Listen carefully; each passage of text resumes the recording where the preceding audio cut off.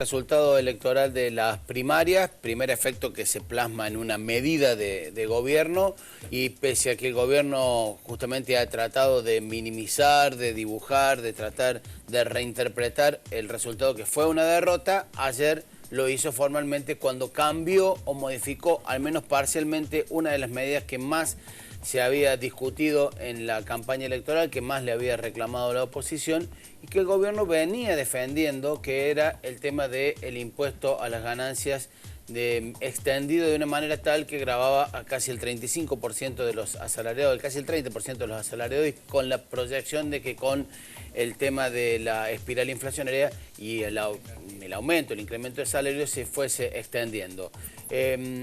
Por lo tanto, no sé si recordarás que planteábamos que era una campaña donde se había discutido poco, fundamentalmente en Córdoba, que había habido pocos ejes temáticos de discusión, al menos en estas primarias. Vamos a ver si en las generales hay algunas otras cosas. El tema ganancias era central, ¿no?, en el discurso, porque aparecía como una irracionalidad que el salario tributara un impuesto a las ganancias, ¿no?, cuando eran salarios, o cuando siguen siendo en algunos casos salarios que no implican que quien lo perciba se haga millonario, ni afortunado, ni forme un gran capital. Las modificaciones, y tal como lo están planteando, y tal como lo están analizando diversos economistas, tributaristas, quienes entienden de estas cosas, reflejan que esta no es una medida que venía estudiándose, analizándose, sino que fue hecho de improviso, sobre la marcha, tratando de dibujar algunos números como para salir del paso. Y habrá que ver cuando llegue esto al Congreso de la Nación, porque por ahora es un decreto transitorio por 4 meses, hasta que el Congreso, que seguramente le dará tratamiento en las próximas semanas, lo convierta en ley. Pero digo, hay algunas cosas que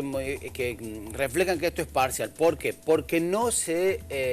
modifica la famosa tablita que en su momento implementó Machinea en el gobierno de la Rúa,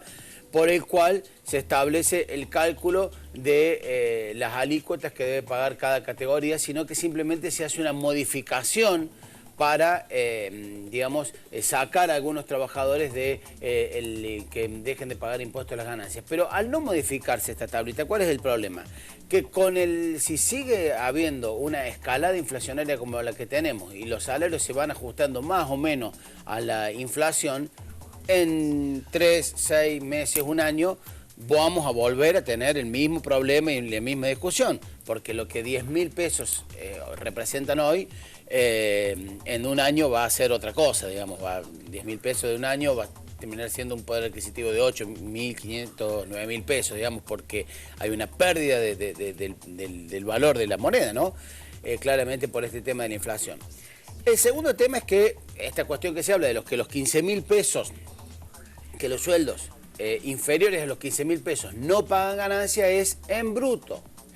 con lo cual estamos hablando que ahí de bolsillo depende las distintas deducciones o cargos, 12.000, 13.000 pesos más o menos, 12, 13.000 pesos, que claramente se ve que no es una cifra, está bien, es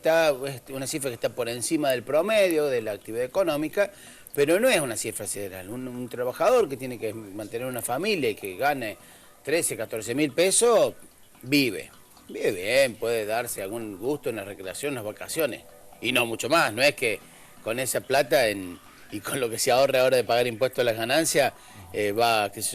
cambiar el auto todos los años, o cada 2 o 3 años cambiar la casa. El resto también hay una reducción, en esto hay una cuestión que se iguala para estos sueldos inferiores a los 15.000 pesos en bruto a solteros de casados, lo cual implica un fuerte beneficio para los solteros.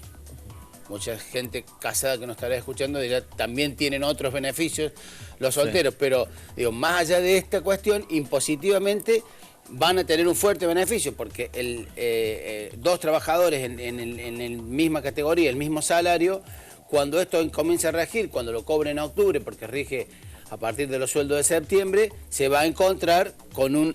incremento que va a percibir mucho más el soltero que el casado por esta nivelación que se ha hecho en esta salida, como decíamos, de emergencia de un gobierno que ha sentido el golpe electoral y que ha tomado una medida que, como decíamos, era esperada,